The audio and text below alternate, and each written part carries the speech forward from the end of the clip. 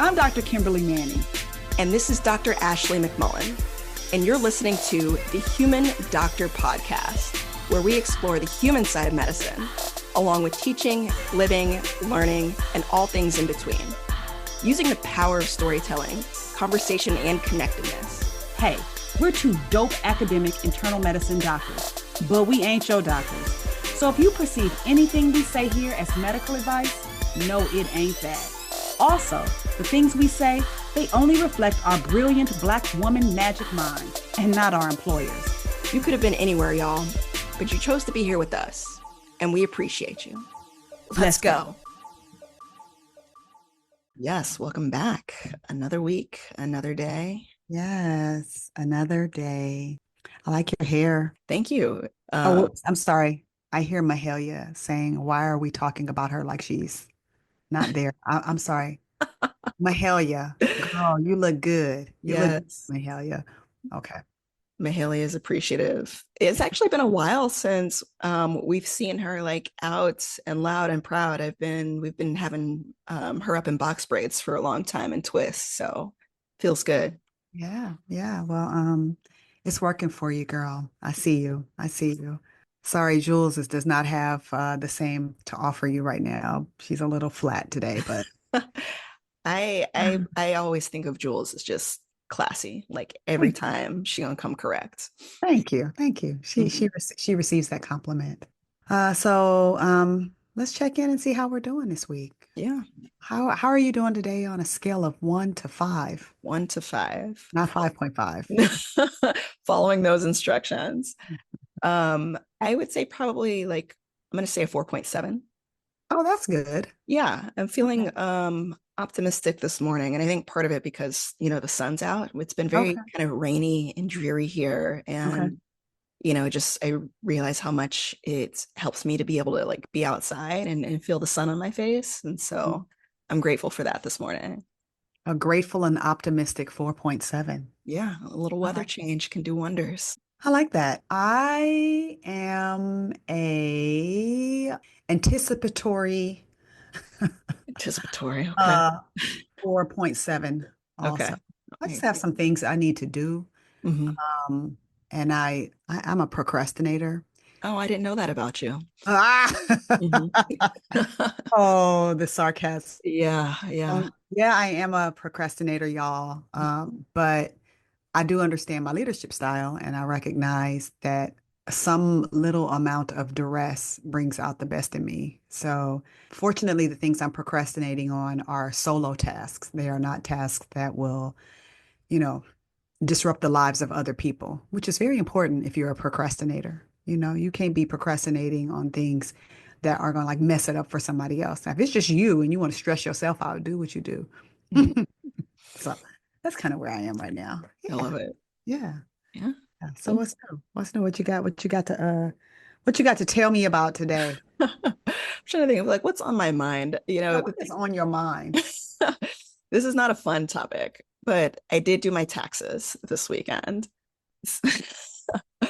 A little late in the game for me. I usually like to do them in January and try to do like all of my financial stuff to kind of just set the tone for the year and remind myself like there is a budget, like you need to rein in your spending. And so, yeah, taxes really, it put me in a place, but I'm grateful to have it done and to be able to do it. I think I talked last year about the backdoor Roth IRA.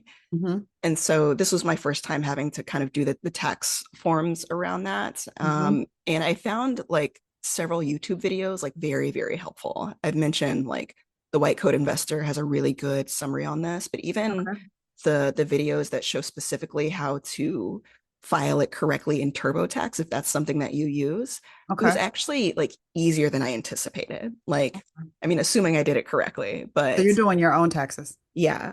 Although I tell myself this every year, and I think it's true this year, that next year I think will be the year that I find someone to help me do it. So if y'all are listening and y'all have a good tax person, please send them my way. As proud as I am to have done this myself, I think that I have maxed out my abilities. So yeah, I'm 54, so we ain't about that home tax life. We We got somebody working on that thing. I thought there's probably somebody who listens to our podcast who's 54 and does their own taxes. And you know what? God bless you.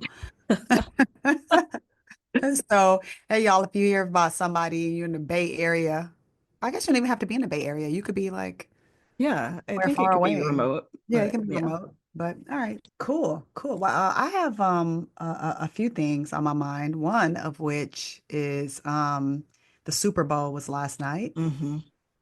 And you know, I love football. I cannot say that I'm truly like a big fan of either of the teams that played. I Hmm. was definitely rooting for the Philadelphia Eagles Okay. just because I love Philly. Yeah. But I recognize that the thing that I really love are Philadelphia Eagles fans. They Hmm. are so in your face and so brazen and so like they're so rude. I just love I like love everything about the sport of watching Philadelphia fans root Mm. for the Philadelphia Eagles. So you were rooting for the fans. I was rooting for the fans, Yeah. and I actually said to everybody I know, I was like, look, if you see any like really funny memes that are coming from the Philadelphia fans, send them my way because I need that chuckle because they are just they are undefeated in the things that they do. So yeah, congratulations to the Philadelphia Eagles fans, Hmm. the city of Philadelphia, which is one of my favorite cities, and also to brother Jalen Hurts, Hmm. Yes, member yes. of Omega Psi Phi fraternity, my husband's fraternity and my Hmm. daddy's fraternity, but also Mr. MVP. Yeah. And yeah, so shout out to him. Yep. I did not say on this here podcast that my son, speaking of football, Oh, yes. my baby boy has been granted a 100% scholarship to play Division I football. Mm. I'm really excited about that. He will be attending an HBCU. He will be leaving the state of Georgia. He will be on somebody else's dime, not his mama and his daddy's dime. Of all the colleges that we visited on one of his really big, extensive college tours, this was one of like two schools that when he visited the school, not even connected to football, that he liked. Mm. Um, so we are just over the moon. We had National Signing Day last week, and it was just a really joyous day. And Isaiah drove home and surprised him. Oh, oh my He God. came to signing day, literally showed up from Tuskegee, watched him sign, gave him a hug, Hmm. talked to him for a few minutes, and then he went back to school. Mm. Thank you for sharing that. I feel like I'm sharing in the vicarious joy of all of those things. It seemed like you hit a lot of check boxes. Yeah, well, I did hit a lot of check boxes, and I acknowledge, you know, for some people who wonder about the slight elephant in the room, which is like, oh, you're a physician and you have a son who plays football. Mm. I am very, very thoughtful about that process. I saw what it was like when my son doesn't play football and when he does. And I'm appreciating what team sports, and particularly this team sport for my child, does for his mental health and his growth as a leader. So I think about those things, and I like to be transparent about that. I think for him in particular, it's more for him to gain by playing than not. So Yeah. Hey, yeah. well, I'm here for it. Shout out to Zach. Yay, shout out to Congratulations. Zach. Yes, so excited.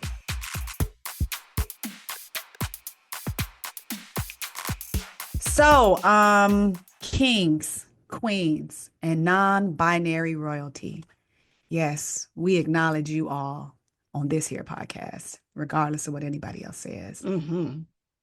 I know you've been waiting and debating for oh so long, just starving like Marvin for an Ashley song that will come in the form of a story. Um, so yeah, it's the time you've been waiting for. Last week was the bye week. This week is the McMullen week. And sis, after that run up, tell me, what is the what? The lyrics were on point though. I know, right? Man. Yeah, All baby. right. Well, you always tee it up. I feel a little nervous having to come after that, but we gonna make it do what it do. So the what is justice. Justice. Hmm. Okay. Like no justice, no peace. Actually, I think the way I'm framing it this time is, more along the lines of how we often misconstrue justice with revenge. Mm. Okay. Yeah. Justice and revenge. That's really apropos considering Kendrick Lamar's performance last night. Yeah, yeah, exactly. I mean, we All right. we're gonna All take it in right. maybe a different direction. Yeah. Okay. Let me just settle down into my chair Yeah. because it's all. Well, so I'm going to take you back to my first year of residency.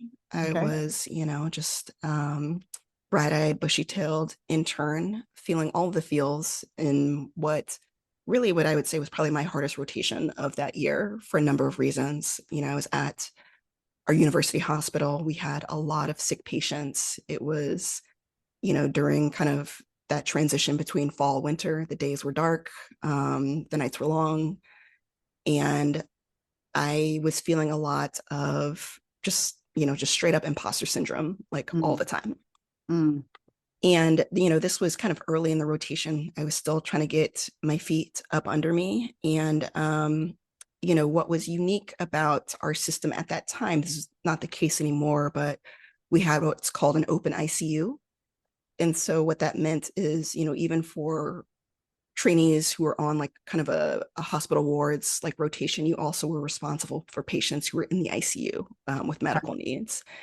And so that part was pretty daunting. I mean, obviously we work together in teams, but it's still like, you were kind of the first call for folks who are really like some of the sickest folks in the hospital.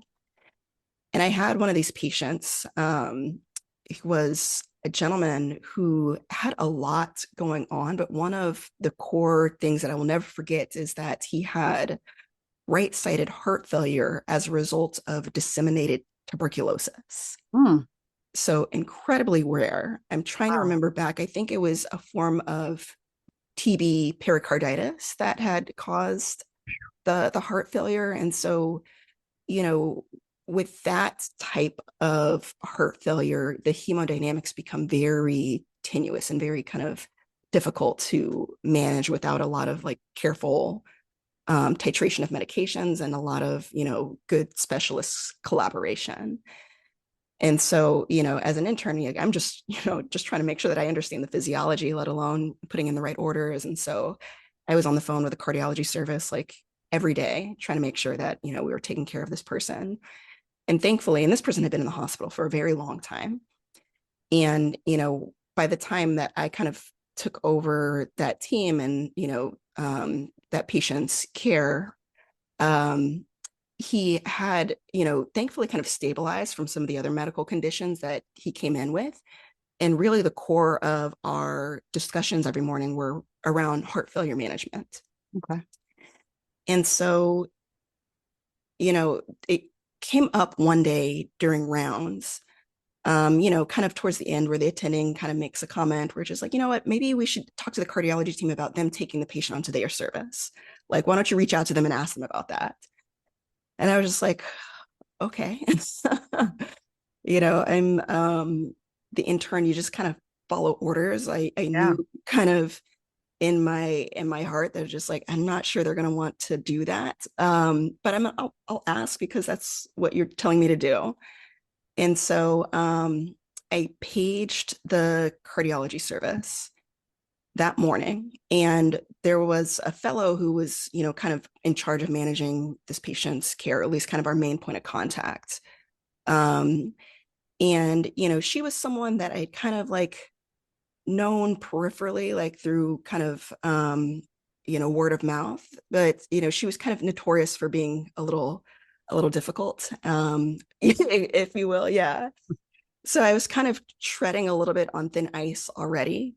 And so I was like, so I tried to kind of prep my conversation by like entering some of the question like in the actual like text page itself. So I was just like, hey, this is Ashley from, Team B. Just wanted to see if we could touch base about perhaps, whether or not this patient would be appropriate for transfer to cardiology at this point. So I remember sending that page after round. So it had to have been at like, 10:30, 11 a.m. Mm-hmm. And I didn't hear back from her like until I know it was dark outside. It was Ooh. probably like, it had to have been like 5 p.m. It was definitely towards the end of the day. Because I vividly remember being in, this small little workspace, outside the ICU, just struggling to kind of wrap up, get notes in, like thinking about like when in the world am I actually going to go home? And then, I'll give her her name. I'll say her name is Natalie. Natalie finally gave me a call back. And so pick up the phone and she just reams me, like just breaks me all the way down. It was just like, why would you even ask such a stupid question? Like, She and used the word stupid. not, I mean, I don't know if she used that word, but the tone like was there. Oh, it Like stank. the feeling was just like, are you stupid? Like, are you an idiot? Like, why would you even go there? It was so, it was so bad. Like I could feel it in my body Hmm. right now. And you were an intern. I was an intern and it wasn't even my idea. But, she took that opportunity to punch me all the way down. And yeah, I just was like, sorry. I had nothing to say. And then I just hung up the phone, finished whatever I was doing on the computer. And then I went to the bathroom, locked the Properly. stall, and then I cried. Of course you Just did. like, those silent like dry heaves like in the bathroom for, a good 10 minutes. That was the last time that I ever cried in the hospital. Wow. In part because my heart like became so hard after that. Like I never like the level of humiliation that I felt, like it basically kind of turned itself into this form of like kind of walled offness where it's just like Mm, nobody's ever going to make me feel like that again. mm. And so, I got through that rotation. Yeah, I became a senior resident, and I kind of made it my prerogative. Actually, it was just like, as a senior and later on as a chief, it was just like I don't care if it's an attending, I don't care if it's a fellow. If someone is talking down to you or like punching down, like let me know, and I think that part of it also that I appreciate is just like that is not really UCSF culture to like be mean like Mhm, that. mm. I think that maybe is a little bit more normalized some programs east of the Mississippi, but But not Emory, because we're not Emory, but maybe some other places. But yeah, but in yeah. any case, it was just, it was a really kind of rare and awful thing to experience. And what I learned, going forward was just like, that fellow Natalie, like she really was just like doing that to a lot of my co interns that year. And I developed a very strong hatred for her. Like, Mm, and I don't hate a lot of people, like, or in general, just like I don't think in terms of like violence or whatever, but like, this was like a situation for me in which I was just like, if I hope I see her outside of this hospital. mm. Like, I hope I get a chance to like legit like punch her in the throat. Like, I was so, Literally choose violence. yes, like Catch me outside. it was so strong. It was so real and raw. I Yeah. don't know that I've ever hated anybody that much. Real talk. Mm, And this went on throughout all of residency. Like I didn't really work or interact with her again, but I never forgot that moment. And people knew that I hated her because I would often refer to her as my enemy. oh God. And so like, what was interesting is just, now, I got to a point where it's just like I'm, in my last year of residency, I'm named chief, like, I've got a lot more confidence, a lot more swag, like, and I still again have not forgotten, but I've been hearing kind of peripherally from folks who interact with her that, just like, hey, like take it easy, like Natalie's actually changed. Like turns out she had been going through a whole bunch. Like, she already got reprimanded by, the fellowship director, like chill.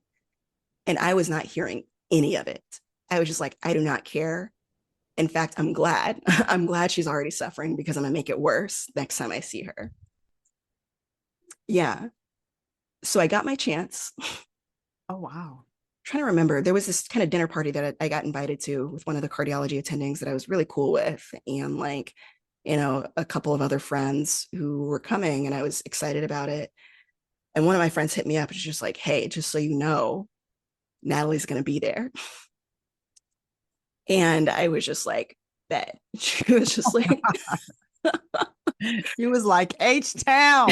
"I know," which again is not like it's not like me, but like at that point, I am telling you, man, I was ready. I was ready to break her all the way down in the same way that she did me. And that friend who like sent me that like actually knew her on a personal level and was like still trying to be like, hey, like come on now. And I couldn't hear it. So we get there and I'm all hyped up, ready to go. And just like at some point in the night, like we're all at this round table and I am sitting directly across from her. Oh my gosh. And I'm looking at her. Is this when you were chief resident? No, this was the third year. I hadn't started Okay. chief yet, but like it was kind of getting towards that place. Okay. And I don't know where she was in her fellowship. She was either like towards the end or transitioning out into like a more advanced specialty training. But, I'm sitting there looking at her and I'm trying to access like all the rage that was just there a moment ago. And I can't find it anymore. Mm. This kind of cliche, but very real saying, like, it's just hard to hate people up close. Mm.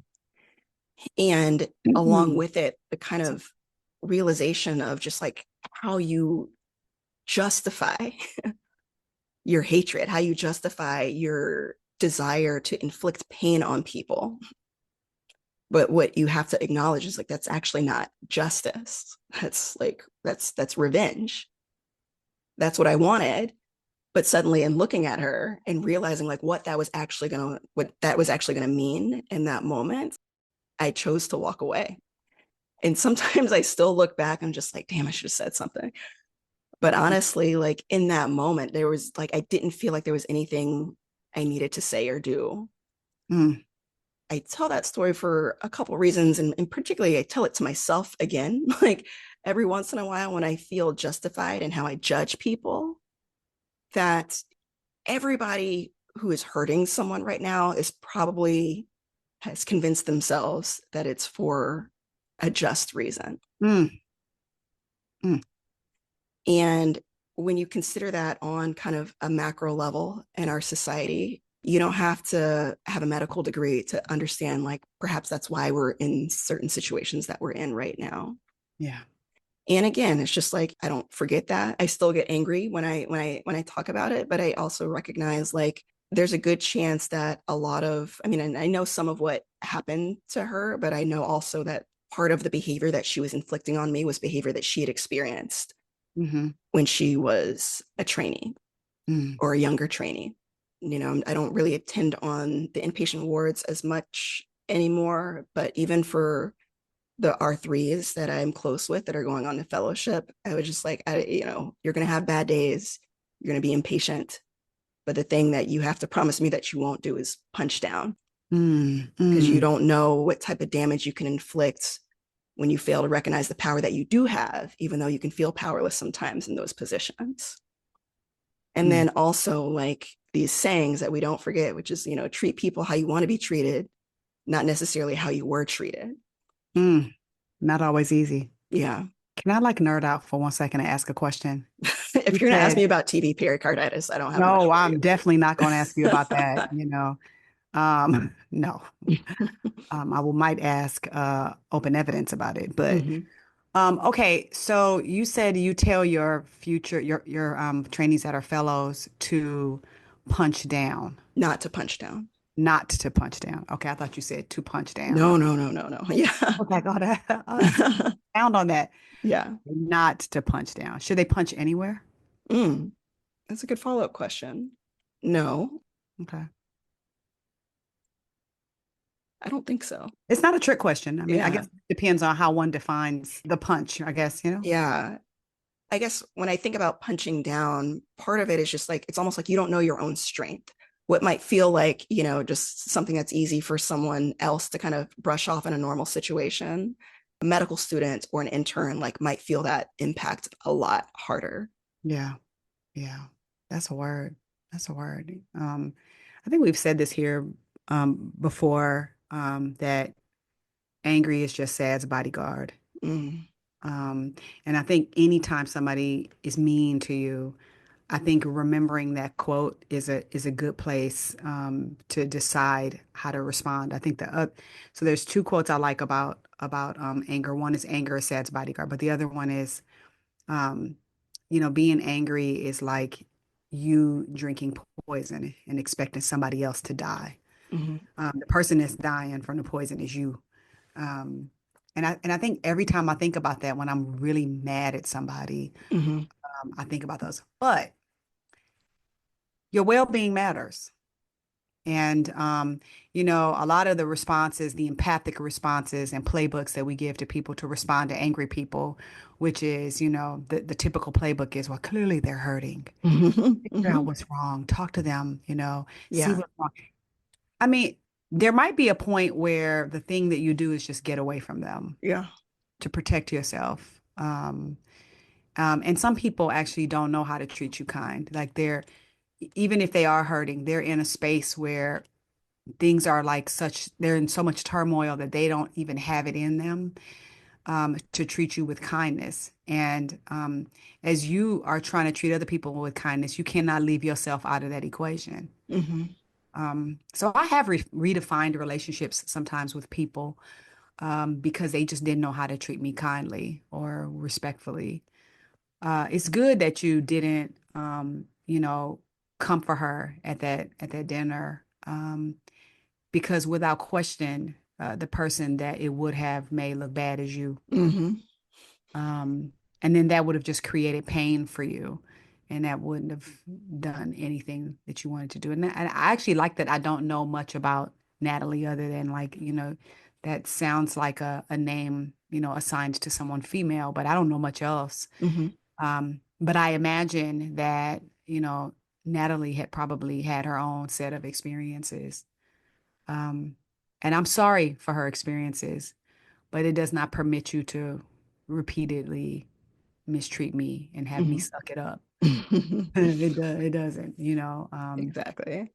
yeah, and I think that, maybe to answer that question, because we were trying to think it through about do you punch anywhere? I think as you get more authority, you can use your powers for good. Mhm, Um, and there are definitely ways to fight um by using, what table you're sitting at, who's willing to listen to you, who's willing to hear you out.